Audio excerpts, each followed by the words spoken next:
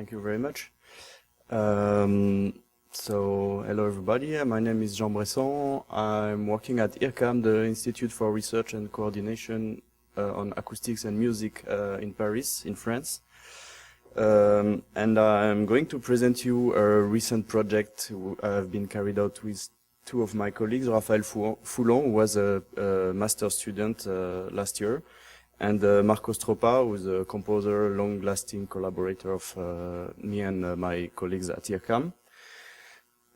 So that's an application which I believe makes quite a good idea of the relevance and the use of functional programming concepts for computer music composition. It took place in a recent project, which I will try to show you some examples. So the main context of this work is the open music computer-aided composition environment. So open music is a visual programming language developed for almost more than 20 years now at IRCAM. It has quite a reasonable number of users.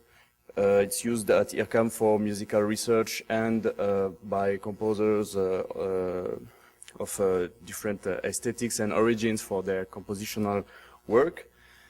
As compared to usual music programming or media programming environments, open music has the particularity to be strongly based on Common Lisp and as a demand-driven model of computation, whereas usually you would have some data-driven system that triggers some events and signals and process them in real time or this kind of thing. So in here we are dealing with visual programs like this, and typically you would select some boxes which represent musical data or non-musical data structure. By the bottom of your functional graph, you would evaluate this box, and this would trigger a demand-driven chain of evaluations in the graph and yield the value of the box you requested the evaluation. So that's the very brief context. Now this environment has been developed at the beginning for score-based instrumental music, and for more than 10 years now, we've been working quite a lot also on sound synthesis within this environment. So the idea is using the same concept and being able to control the synthesis of sounds using high-level representations, being able to compute time structures which are independent from the real time, as usually in a music programming environment dedicated for real-time sound synthesis. So that the work I'm presenting today is mostly related to this part. So we'll try to use the functional based concept of open music to generate sounds for this artistic project. More specifically, we are dealing with a synthesizer called Chant. It's an old synthesizer designed in the 80s at IRCAM, which was not very much used anymore. The very basic concept of this synthesizer is it is based on FOF generators. FOF is called function d'onde-formantique, like formant wave functions. It's a generator of impulses of specifically shaped waveforms. And when this shaped waveform is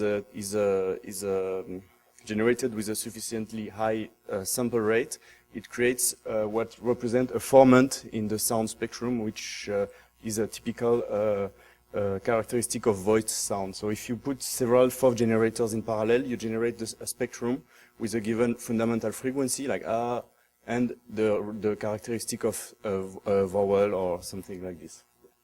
And of course, you can also tweak all the parameters of the synthesizer to generate other kinds of sound.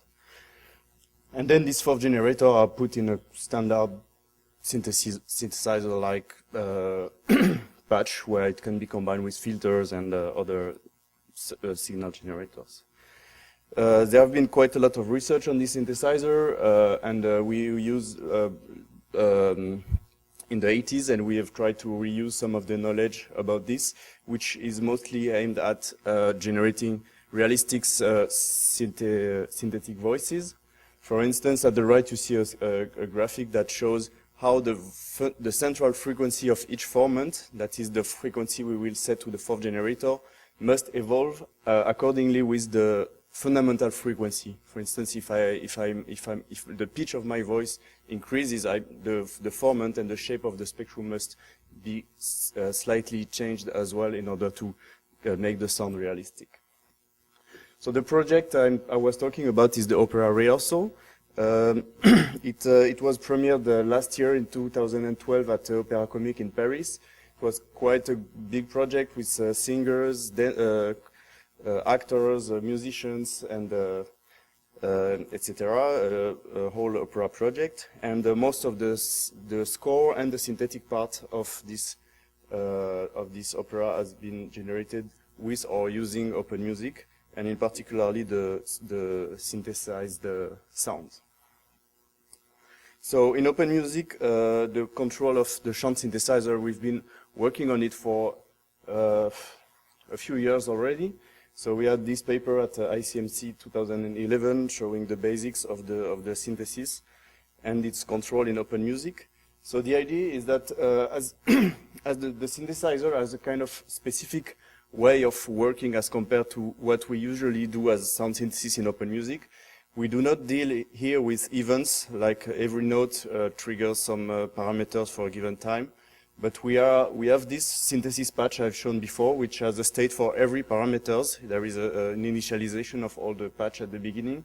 And then at any point in time, you can specify a change or a new value for one or several of these parameters.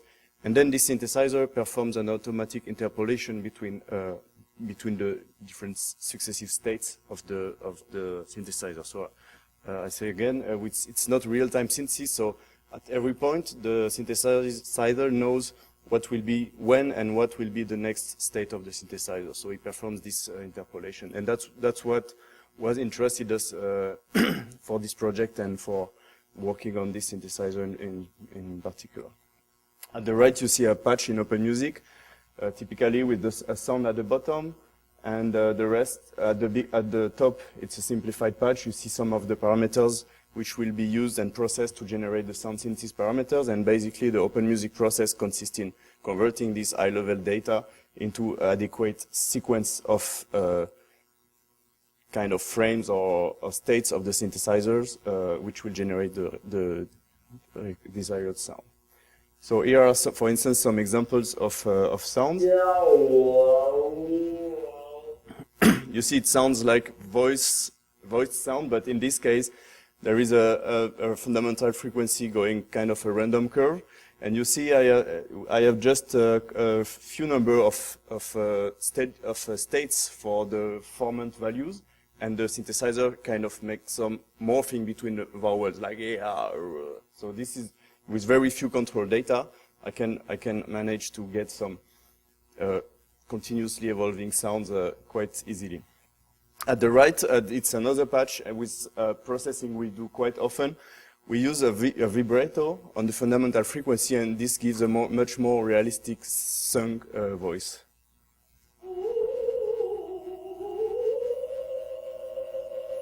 Okay, this is just with this simple curve like this and adding the vibrato, and just one single parameter for the spectrum, the fourth parameter values for the whole sound. We can also generate non-vocal or strange sounds. If you see, I do the same kind of patch, but now I add some jitter and some random variation on the different values of the fourth generators.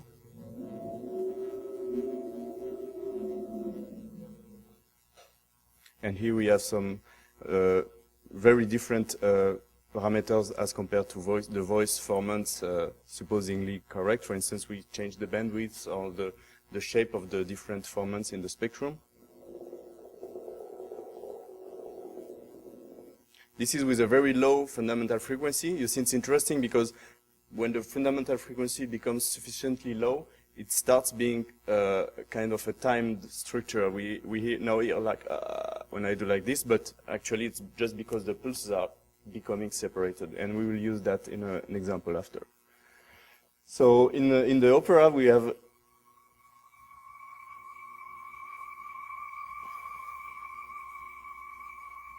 much of sounds like this one, which are based on a quite simple model of voice synthesis, a bit like the example I've shown before.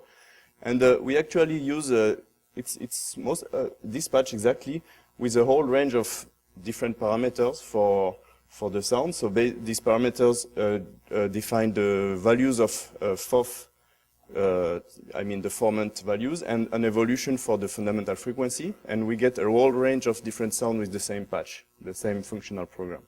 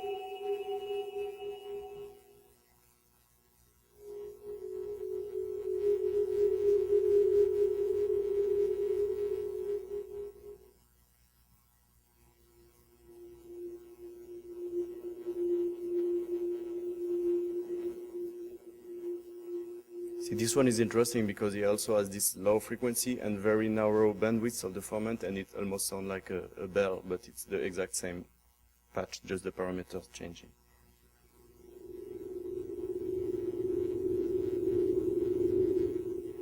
Okay, so these are the kind of sound we can generate with the same, with this same program, for instance.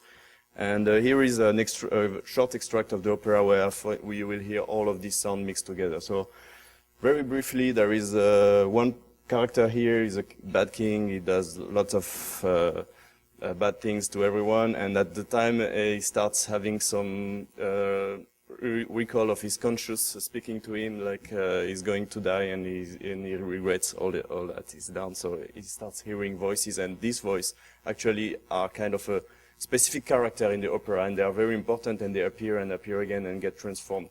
That's the first time when they appear, and you see at the moment he will just stop, and we will hear a kind of a combination of all these sounds we've just heard.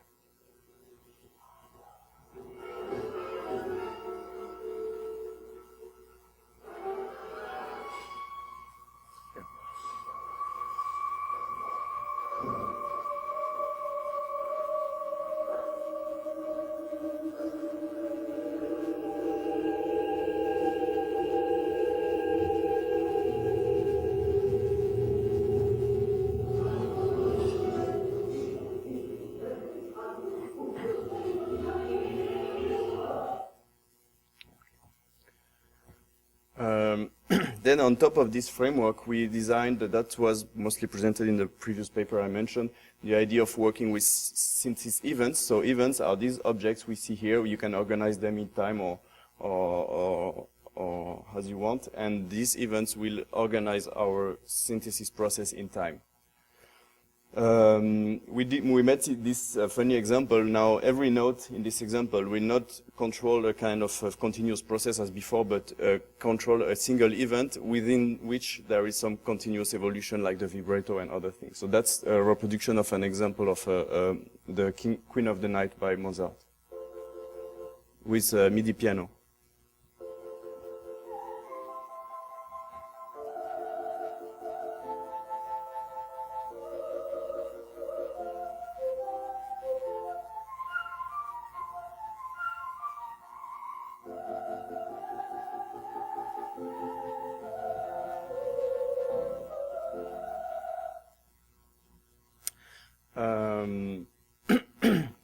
In the same idea within this opera, there are some different parts where sequences of these events appear to make consistent sounds. For instance, there is a sequence at the beginning with playing with cell phones. With the same model of synthesis, we can generate voice, but also sounds like this. Okay, it's very easy. It's very simple parameters of the synthesizer, and we can progressively transform them into voices.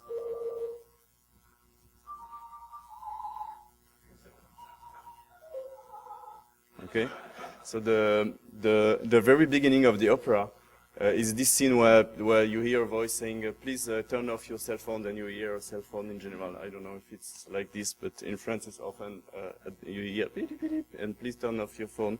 So the composer played with this and made this first station using this kind of sound.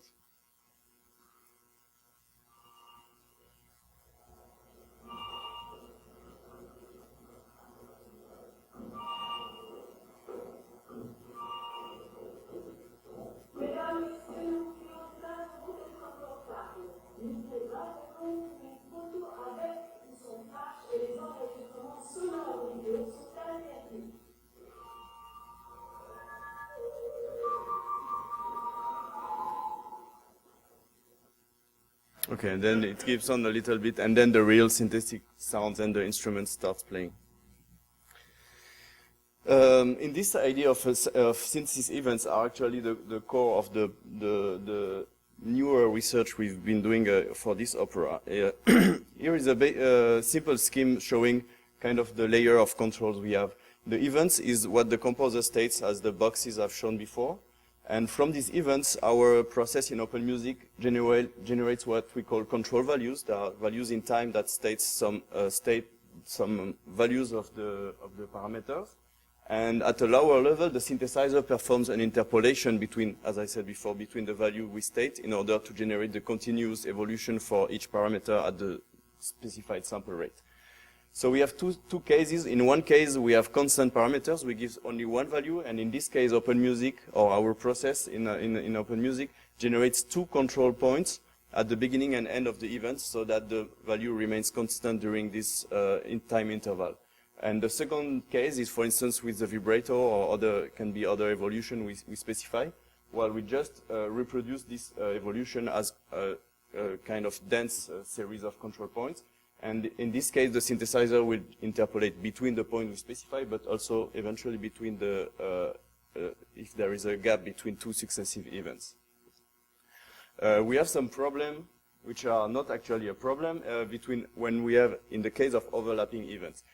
As a computer scientist, I first considered it as a problem, but for instance, Stropa was very interested in this situation because for him it was a way of dealing with the problem of the question of the transition or the passing from one event to another, which is not possible in other synthesizers usually, or in the previous case where events are clearly separated and you cannot exactly deal with what's going on between one thing and the other one. And for a composer, and if you write in this kind of idea of having continuous streams of parameters and sound, you're interested in these continuous variations between the steady states, actually sometimes more than the actual states.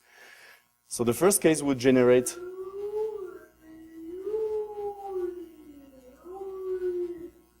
this kind of sound because here, if we stay in the standard model, we start from state 1 and then we go to state 2 and then back to state 1, then to state 2. So that's funny, but that's usually not what we want. In the second case, when we have kind of continuous variation, it can be even worse.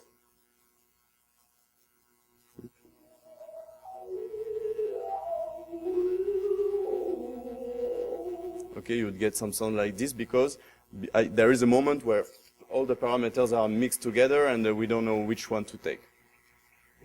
So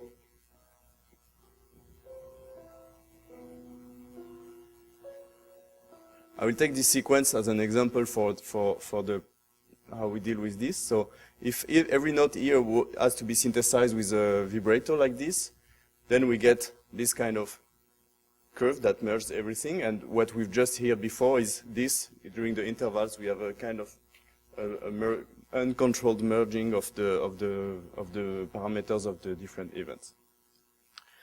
So as I said before, we do not consider it as a oddly specified function of time, but just as an opportunity to grasp this idea of transition and deal with it in the compositional process. So in this kind of situation, what we typically do is trying to provide the composer a way of saying what he wants to do in this situation. So we call this the transition control function, and that's a function that will be programmed in either in Common Lisp or typically in Visual Program using these control events I've been speaking about, and says, I have two events, they eventually overlap, what do I do with this? And that's that simple. A possibility is to do this process, just reverse the end and begin time of event 1 and event 2, and then we get a gap again between the two. That's a first solution of dealing with the transition. Then we process a sort of reduce process inspired by the reduce function, or the a left fold mechanism that takes a sequence and takes the events pairwise, 2 by 2. The first two of the sequence apply this transition function, then we get a new sequence. And then take the last event of this sequence and the next one of the original sequence and apply this transition, etc., etc. And at the end, we get a new sequence here at the bottom. So if with my inverting dates process, which creates the gaps again, we have this process here. That's how the program looks like in OpenMusic. It's kind of the same as before, but in between we have this CH transition box, which takes a transition handler function. And if you see this transition handler here has a little lambda in it, which in OpenMusic means that's not a function that you would call, but that creates a lambda function that can be applied as an higher order functional process using CH transition. So CH transition takes a list of events, a transition control function, and generates a new sequence of events processed accordingly. So that's how the function looks like, the transition control function. We have the possibility to use some kind of fade-in, fade-out mechanism to just to shut down between the intervals. So we actually here, we make this thing on the fourth event, and then we turn the volume off during the interval, so we just avoid dealing with the problem with the curves I showed before. If we do it with the curve, like we deal now with the events responsible for the fundamental frequency of the process, we get this. So because we have some vibrato which are compressed or stretched, and then it makes some change in the time.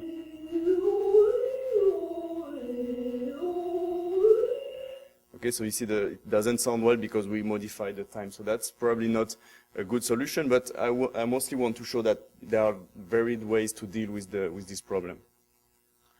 I'm going to skip maybe some examples.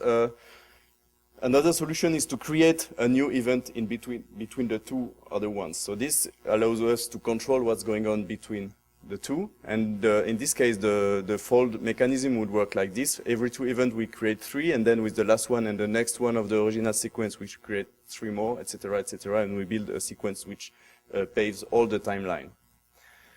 The problem here, if you look at the fundamental frequency curve we obtain, is that we create some discontinuities between the events. But it also allows some interesting things. That's the work of Raphaël Foulon, the master student I mentioned before and co-author of this paper. So it was the idea of using this intermediate event to make some transition corresponding to phonemes or consonants in the.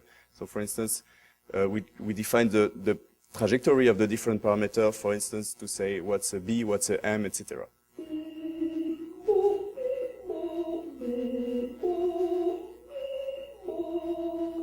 Okay, so in this case, we just set the exact same thing, but we add this model we try to make of and we plug it to the process. And finally, another solution is to take 2 events and generate a new one which merges everything, and that's the best sounding solution. It costs a bit more in computation, but that's the one we generally used in the opera. So that's how it looks in OpenMusic. That's the fold mechanism. So every time we prolong the final sequence with the new events coming from the original sequence. And that's the result for the fundamental frequency curve and the sound.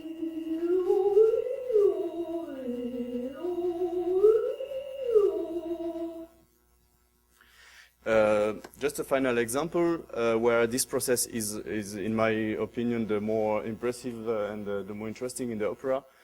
we have a moment where the king dies. I tell you the end of the story. The king dies, and he's still singing a little bit. And there is this synthetic sound lasting 1 minute or so, or 2 minutes. And it starts from the voice of the king, an imitation with the formant values, etc. And progressively, at the left, you see the values of these formant central frequencies. Progressively, this frequency demultiply and get closer to what are the partials, the sinusoidal components in a sound of a bell. So basically, progressively, you have this evolution of the voice down from sung voice to this bell. The bandwidth of the formant gets narrower, following this same evolution. So basically, the resonance become longer. There is kind of an inverse relation between the bandwidth of the formant and the resonance. And the fundamental frequency also decreases, and actually all the control of this fundamental frequency is done as a transition process, and the fundamental frequency events are very short, and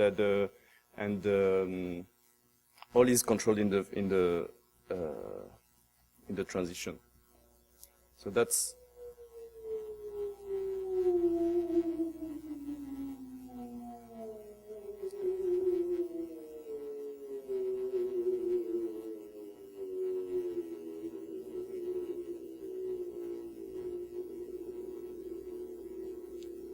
So now the fundamental frequency becomes so low that it will become to be heard as impulses.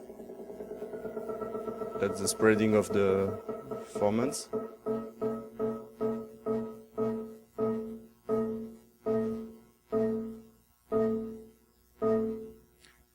Okay, I go quick, so I prefer to show the whole example in here, and that's my last slide. So that's the same sound during the opera.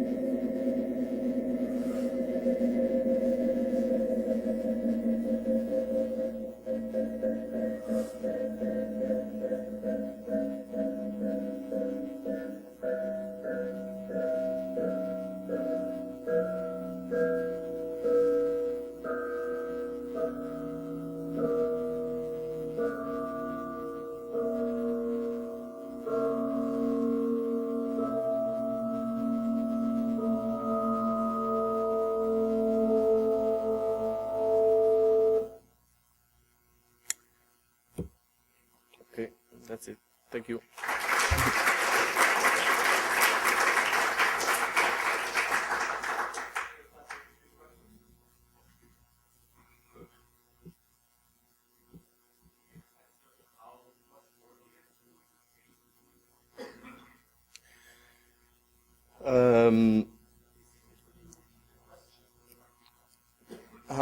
How much work is it to create these sounds? You mean for the composer?